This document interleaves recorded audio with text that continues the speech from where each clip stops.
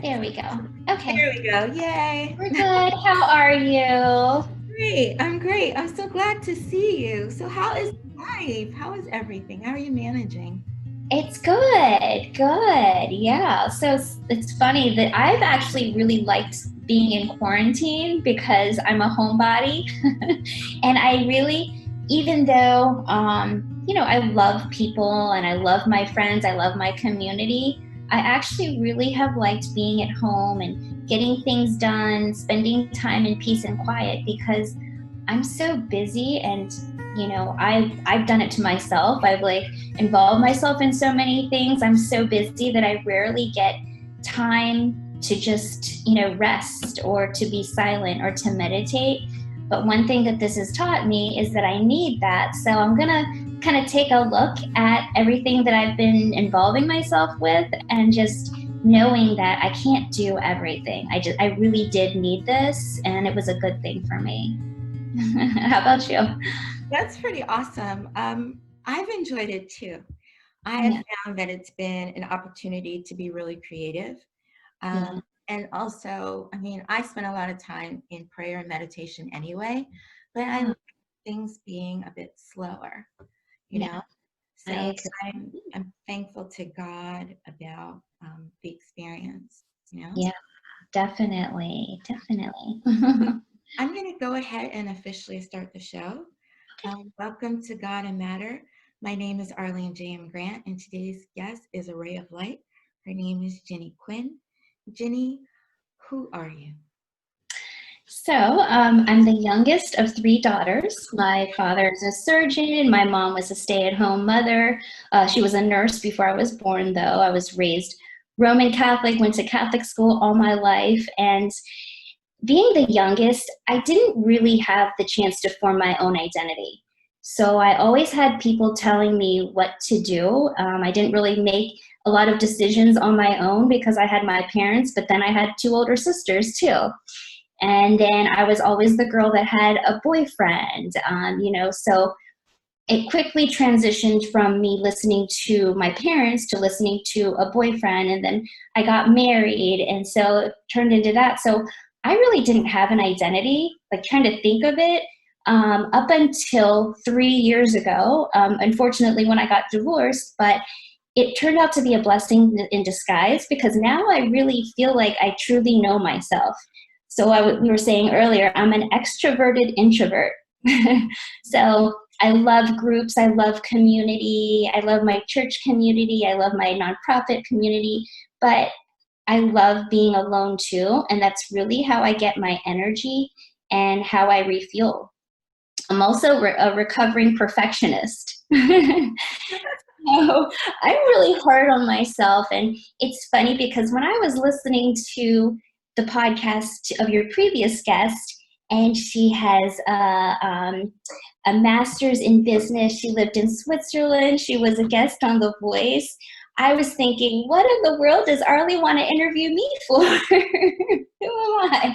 So I'm really hard on myself. I mean, I know I have a story to tell, and it doesn't matter that, other people have gone through other things, but I know that I have a story too, and I shouldn't have ever felt that way. But I am hard on myself because I am a recovering perfectionist. And lastly, I'm a hopeless romantic. Um, so I've been married twice and I've been divorced twice, but I haven't given up on love, and I'm still looking, and I'm very hopeful that one day I'll find it still. That's a beautiful way to be. Now, a recovering perfectionist, I can completely relate to that. Yeah. It is like I'm a middle child, but I'm a child of immigrants. And Yes. immigrants, there's that. I'm first generation. I mean, my grandmother, actually, her father was a US citizen. Then he came to Jamaica. And then my grandmother, somehow that information got lost. So she applied for citizenship and got it, even though she was really a citizen. So, Yes. but already. But the thing is that perfectionism, I think, is that immigrants want the best for their children. That's why they come to America in many cases. I don't know if your parents are you first generation? I am actually. They came from the Philippines in the 60s. My oldest sister was born in the Philippines, and then the middle sister and myself were both born in the US, but I really think that's what it is, that are part of it, definitely. Yeah, there's that. I mean, you said your dad's a surgeon, your mom was a nurse until became stay-at-home mom. My mom is a retired nurse. My father was a mechanical engineer, you know, with Oh, degrees, and everything was study. My grandmother, I remember sometimes I yes, want to just relax for a moment, like watch TV or something. She'd say, right. study your lesson, it pays you better. Yes, exactly. And my dad was, he really wanted me to go into medical school, and I wanted to be an artist. And it's funny because both of his parents are doctors, and he wanted to be an artist too. And he was in art school, and they disenrolled him from art school and enrolled him into medical school. And so he always told me that story and said, you can do art or fashion or makeup later on in life, but I really think that this is the route you should go, is go to medical school. And it being kind of growing up like that, I rebelled. And I lived a life of getting into the wrong crowd. I got into addiction, things like that, because I wasn't strong in my identity. And I was just like looking for people to accept me with how I was, instead of someone trying to tell me who I should be, if that makes sense. It does make sense. And I want to just clear up. I see the light in you. I haven't seen you in a number of years, but you made an impression.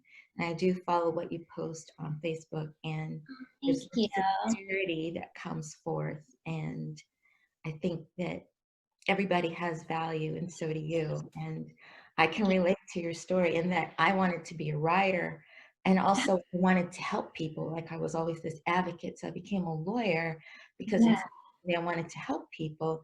But my parents very much in the early days discouraged the creativity. You know, I yeah. painted, I silk screened, but I also like wrote and I created play and stuff. My parents were like, not sure about this artist thing. So I Right. understand that. So Yeah. you said that a divorce helped you to get, the last divorce, I assume, helped you to get to know yourself. How did that impact your knowledge of self? Right. So after I was separated, I started working with a life coach, Lori Lockamy. She's also my pastor, and she asked me a question. She said, "If you go to a restaurant by yourself, what would you order?" And I looked at her and I was just like, you know what? I don't know what I would order. Honestly, I don't know what I like anymore. I don't know what I don't like anymore. And she's like, you lost yourself in that marriage, and probably the marriage previous to that as well. I just ended up liking whatever my husband liked, or liking whatever my boyfriend liked. And I was, and I never spent any time single in between boyfriends, or I was married twice, so two husbands. I never spent any time single, so I didn't really have a chance to, heal from those relationships, but then also find myself again. Because I believe in every relationship, you lose yourself a little bit, but I completely didn't know myself from the beginning. So I didn't even know myself, going into the relationship. I just automatically merged into who that person was. And I just went from partner to partner, liking fishing, liking sports, liking all kinds of things, just because I wanted to be accepted by that person Right. and find like a common ground with that person. So being single, because I've been single for the past 3 years, like completely single, I feel like I've really had to, find my own way, find out things that I myself liked, not dependent on anyone else. And I feel like I've come a long way. I still have, some soul searching to do, but I feel like I'm the truest form of self that I've ever been my whole life. That's beautiful. Thank That's you. beautiful. So what would you order if you go to a restaurant? I would order a steak, a filet mignon, a baked potato, and either Brussels sprouts or asparagus. I'm like really specific now. Like my life coach put me through exercises that were really, really tough, but they were also very specific. And even in working on what I want in a partner, she made me list what exactly I'm looking for, what are non-negotiables, what I'm not looking for, and be very, very specific. So now I'm very specific in what I like, what I will take, what I'll accept, and what I won't accept. But I feel like I've come such a long way, and I'm not going to settle anymore. I know exactly what I want at a restaurant, and I know exactly what I want in a partner too. That's beautiful. So what about your art and what you're doing now? What do you do now? Yeah. So professionally, I'm in the healthcare field. I feel like it's kind of in my blood. Like my dad's a doctor, my mom was a nurse, my sister is a nurse, my other sister's a therapist, and I really do enjoy the medical field. I find it very interesting. I like solving puzzles. I like working with people. So professionally, I'm in the healthcare field, but then I also am a makeup artist and I'm a life image and style coach as well. So I work with people to help them figure out what their identities are, how they want to come across to people, whether it be at a job interview, a first date, just any, like every day. How do they want people to see them? And then how I work with them on putting together their style of makeup, their style of hair, the way they dress, to portray that image. And I feel like, putting all that together and making people feel beautiful and confident, that's what I really, really love about that. That's why I do it, because I want people to feel confident and beautiful. That's beautiful. And not to play on the word, but that's really a beautiful thing that you're doing, Thank especially that you took your own experience and you're helping others to move forward as you. well. That's a beautiful thing. Yeah. With your style, your sense of style, I've noticed that you've had opportunities to be featured for your sense of style in papers, and I say papers, newspapers or magazines, and I've also been photographed you at events. You're very stylish. Uh, Thank you. where does that come from? How do you put together things for people? Let's see. Well, first I like to ask people, how do they want to appear to people? Like what do they stand for? Are they like a classic person? Are they a little bit edgy? Are they somebody that wants to be more conservative? So I kind of talk to them about that. I talk to them about their lifestyle also. Like, what activities do they do? Do they go to a lot of formal events? Do they are they somebody that can work casually? Are they someone that works out a lot? Because what you have in your closet should really reflect your lifestyle and how often you do these activities. Like, if you only go to a couple formal events, then why have a closet full of formal events? Clothing. If you spend most of your life in like casual work outfits and workout outfits, then that should be like most of what you have in your closet. So I work with people I go shopping with them, which I love. I take a look at the closet, see what they have already, because I really believe in, saving money and working with what you have already. So I take them shopping, and then I teach them how to put together outfits. And, I advise them on, what is going to help them portray the image that they want to portray, and how to be comfortable in that image as well. And then I always include a makeup session too. That's really cool. So if somebody wants those services, how can they find you to get them? Yeah, they can email me. It's Ginny at cityfam.com. Or I could, I don't have a website, but I'm still working on a website right now too. That's great. When you get your website, let me know and I'll try to update the information for your episode when Oh, it airs. for sure, definitely. So, why do you do what you do? Why? Because I feel like there was always somebody there helping me. And like through my divorce, I had my life coach. When I was learning how to do makeup, my mom took me to a makeup counter. So there was always somebody there to instruct me on how to do things correctly, or give me the activities or, the ways, the tools to be able to overcome certain things or to learn new things. So that's what I want to be to somebody else. I want to help them. I want to mentor them, teach them, and like I said, at the very end, I just want people to feel confident because that's something that I feel like I've always struggled with. And I know how hard that is. So if I could help somebody with the skills that I have to feel more confident, then, I'd feel internally satisfied. That's cool. Now, Yeah. you said something about you overcame addiction. Yeah. Mhm. What about, was it through the help with your life coach that you were able to do that, or how did that come about? Yeah. So after I got out of college, my first husband, I was kind of into like the club scene, and that comes along with the club scene are drugs and partying, and I just got too in over my head in it. Again, I didn't have a strong sense of identity, so I just did whatever to fit in. Everybody else was doing it, so I just did it too.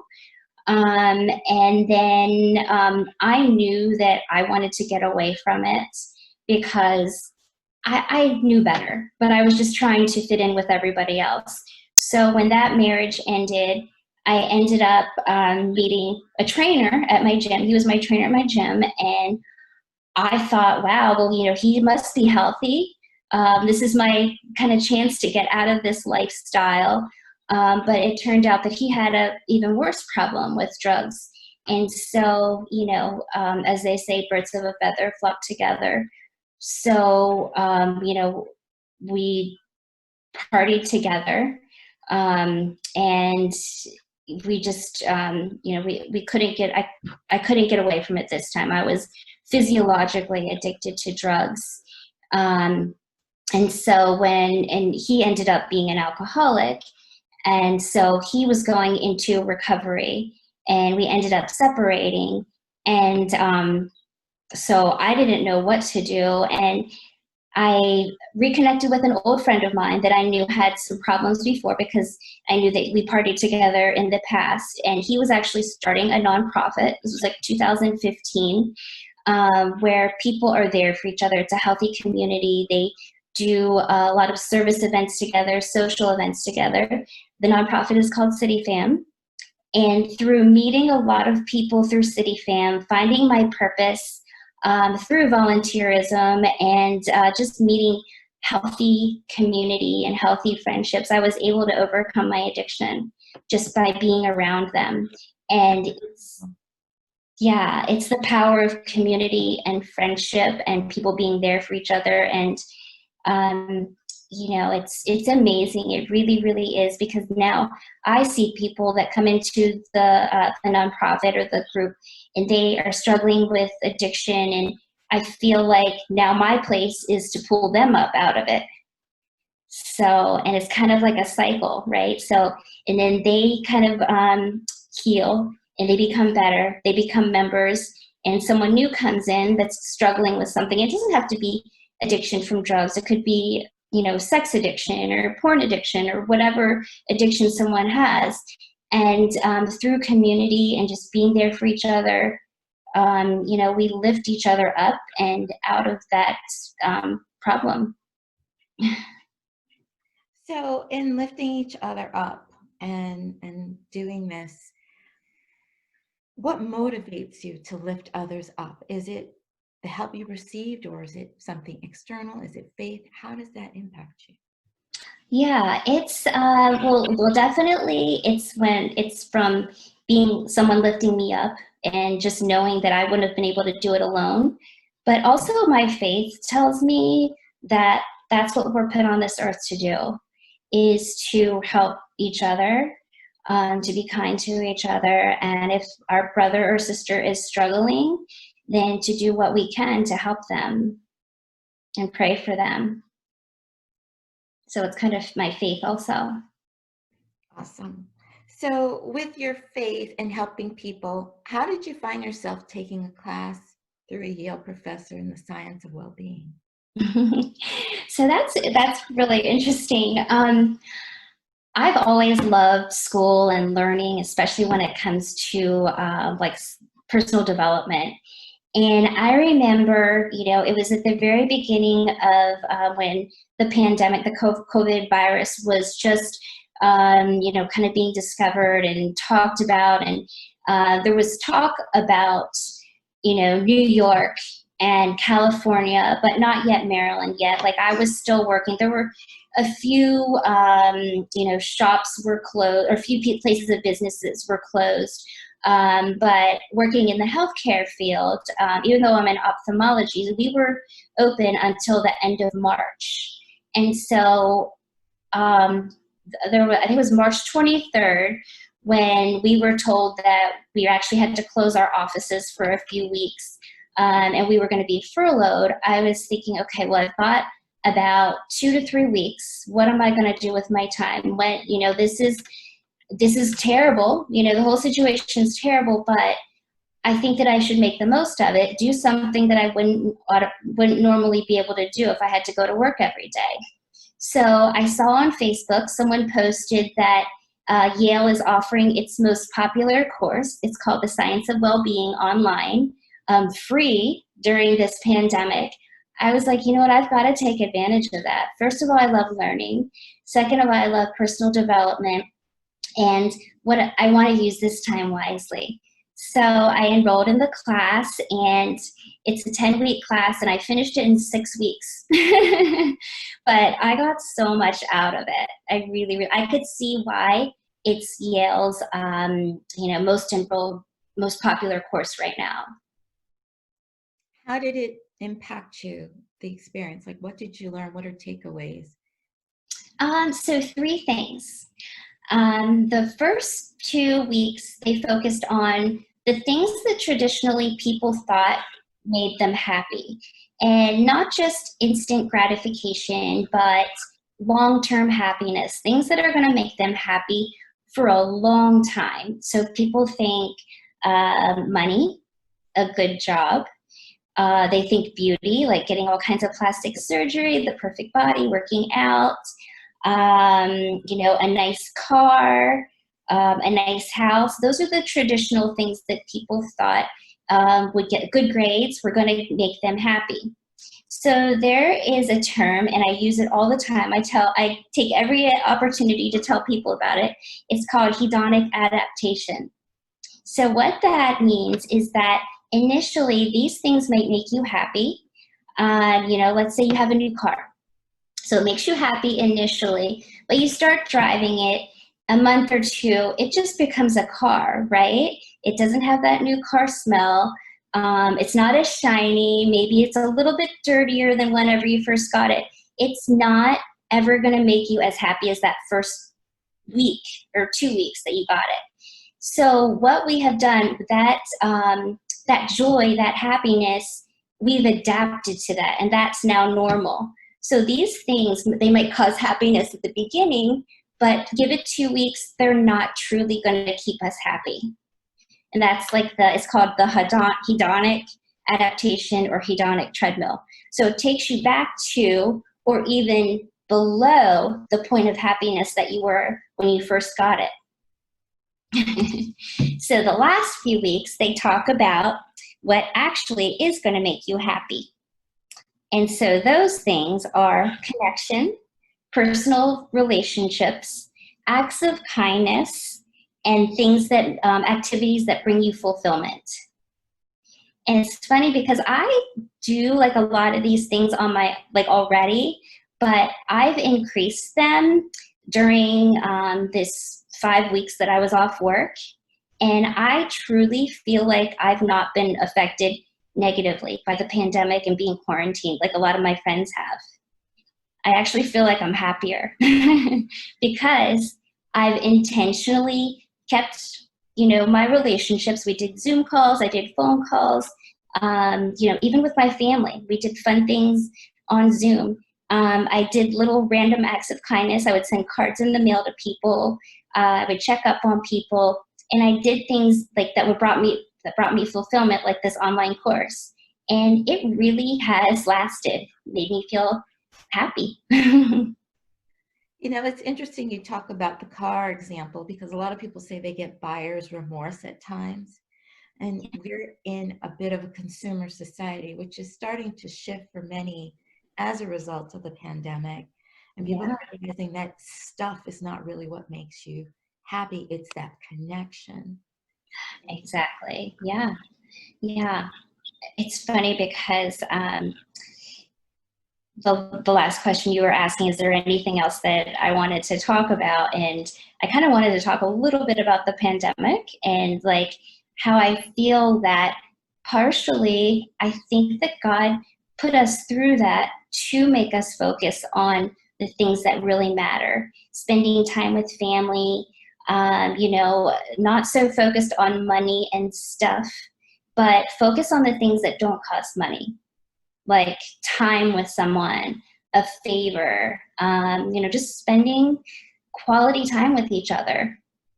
And I really feel like if we could all continue to do these things when things go back to normal, maybe people would be a little more or a lot more happier.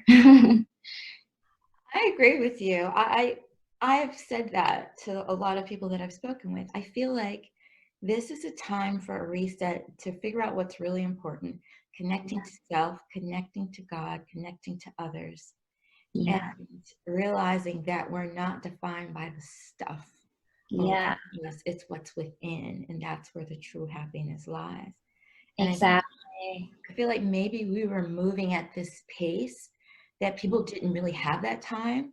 So God's like, okay, I'm going to give you a timeout. Yeah, exactly. All the bars are closed, all the stores are closed, everybody's kind of at an equal level. Everyone's at an equal playing field, no matter what job you have, no matter how much money you have in the bank, no matter what car you drive, because you can't go anywhere anyway.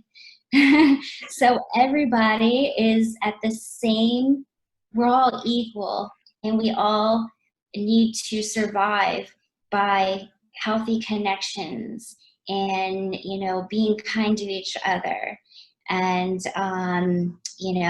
making things matter, and the important things matter, not the things that are going to go away and, not make us so happy in 2 weeks. I love that. I love that. Now, let me ask you a couple other things. Sure. One, is there a favorite quote or scripture or something that you want to share, a song? Yeah. So it's funny because I get a tattoo to remind myself of every single adversity or every trial that I've had in life, like major, and that I've overcome. And so I have 7 tattoos. Actually, 6 have really been because of trials as reminders. And 2 of them are actually scriptures. And so I do have a scripture, which I think is going to be my next one. If I get one, I don't know. I've been saying that for like a couple of years now. But this scripture in particular, it's Psalm 37:4. And it goes, delight yourself in the Lord, and he will give you the desires of your heart. And so the reason I picked that scripture is because when I was going through my last separation and divorce, I remember I broke my phone case. And so I just picked up one. It had a heart on it. It was cute colors. It was cheap. Just picked it up and, put it on my phone, not even like realizing what it said. And then somebody sent me a journal to journal what I was going through. It was, just a lined journal. It had a heart on the front of it, and it had a scripture on it. Again, they just picked it up because they thought it would be inspiring to me.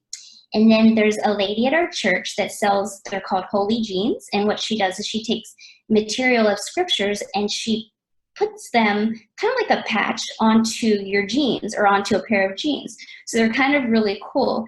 So this was in the matter of, probably like 2 weeks.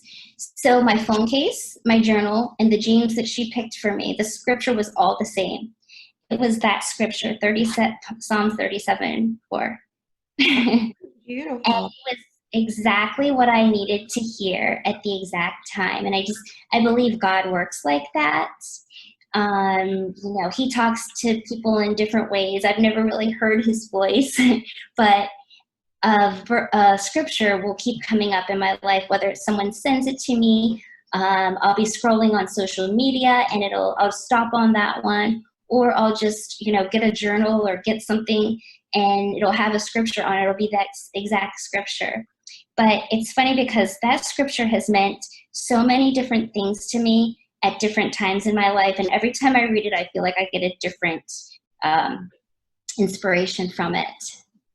So, but basically, I believe that it means that when you take your eyes and your focus off of what you want, it allows God to put his desires for you in your heart that he's going to fulfill for you. And those desires that he has for you are so much better than what you could even imagine that you think you want. They're just so much better that they're worth kind of not giving up your desires of what you think you want, but paying attention to him and letting him tell you what his desire is for you. It's funny you mentioned Psalm 37:4, because in this past week leading up to this interview, we scheduled this a week ago, and that scripture came up in the course of this week for me. Oh, wow. And there was some interpretation about the desires of our heart and saying that what's in our heart to be our purpose, that's already there as well. And it's connecting to those desires. So it's not even just God giving us desires, but they're already there. Wow. Yes. See, God is amazing in that he communicates to us and we don't even realize he's communicating. But then once we pay attention, then we're like, oh, that's what he's trying to say, when we think he's being silent. That's amazing. That really is. It's amazing that it's something that relates to you. That cracks me up. So there you go. God's given you another thing to say. Exactly. Your name is in you, so your confidence is paying off. It says that, and I believe God is not just male. I think God's male, female, everything in between. I think he is a convenient pronoun. So saying Abba Father is good with me. But I believe that it says that your gifts will make room for you. And I believe that your gifts are making room for you. So just work on embracing that. Fully. So the next time somebody invites you to talk about something, realize you have a lot to share. Thank you. You're welcome. Now, before we close out, I want to ask you, if there's someone who says, she sounds a lot like me. I didn't know who I was. I'm still trying to figure out who I am. What would you tell them? I would tell them to sit still and listen, and don't put so much pressure to figure out who you are. It'll come to you. The more you put pressure on yourself and stress and become anxious, just figure out what you enjoy, what brings you happiness, what doesn't feel like work to you, because if for example, like if you're trying to find a career path and you're just focused on, oh, this is just going to make a lot of money, but it's not really going to make me happy. I'm actually going to dread it. All the money in the world isn't worth having to wake up every single morning and dreading going to your job. You've got to really enjoy it. So in trying to find out your identity, the same thing goes. Pick or let what happens be something easy and natural and something that makes you happy and something that you enjoy. And there's wonders and tons of tools that life coaches have that can help with that. So a life coach is what really helped me figure out my identity and what I really was truly passionate about. A lot of time by myself, a lot of personal development courses, and God. Ginny, thank you so much. Thank you for having me. Sure, I really enjoyed this. Now, you did say that thing that you wanted to add about was the blessing in the pandemic. Yeah. Is there anything else that you want to share before we close out? No, just that, this pandemic, this situation we're in, it's just temporary. And if instead of wallowing in what you can't do because things are closed or that you can't go to your job, try to think of things that you can do. There's lots of free resources of, online classes, spend time with friends and family, if you're able to, that's free. Just try to focus on the positive always, because it can really, and I've seen this pandemic bring out the good in people, but I've also seen it bring out the very worst in people too. People are arguing and people are, just becoming the worst versions of themselves, but it doesn't have to be that way. This is just temporary and it's all in perspective. Just put it back into perspective and work with how life is today, because things will go back to regular, but hopefully not to the way they were before. Well said. Well said. I do think we have a new normal that's coming. And Yeah.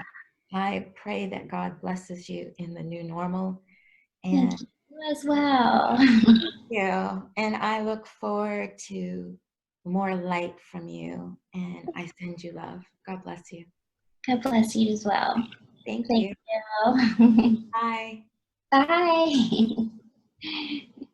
So what'd you think?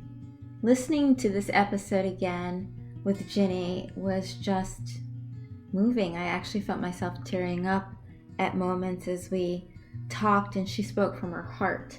Ginny is a courageous woman. She talked about wanting to please her parents. I think a lot of us can relate to that, especially the child of immigrants, because we know that our parents had a journey to get the best, or what they thought would be the best for us. And so we want to please them, but at the same time, it's important to remember that you have to please yourself. It's a story that I can completely relate to. The other thing that was very interesting to me is that Ginny was candid about overcoming addiction and finding her voice. A lot of people aren't able to do that. She's courageous, she's a superhero, and she's a superhuman being interested in helping others find their well-being. She told you about the course she took at Yale. Kind of funny that she was able to do a 10-week course in 6 weeks. That shows determination, and that shows somebody who is going to be making more changes than she already is for the well-being of others.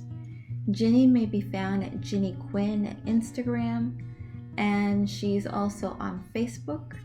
I encourage you to look her up. Next time on God and Matter, our guest will be Denisha Pendergast, the granddaughter of Bob Marley. Now previously, before our break, Denisha was going to be the next guest, but we made some changes. As we're growing, as we're building Arlie Speaks Media, which is producing God and Matter. Thank you so much for listening. I'm your host, Arlene J.M. Grant. To find out more about me, please feel free to visit our website, godandmatter.com, and do subscribe to our YouTube channel, Arlie Speaks Media. We welcome your support, and we hope that you walked away with something from this episode to support you. Until next time, thank you and be well.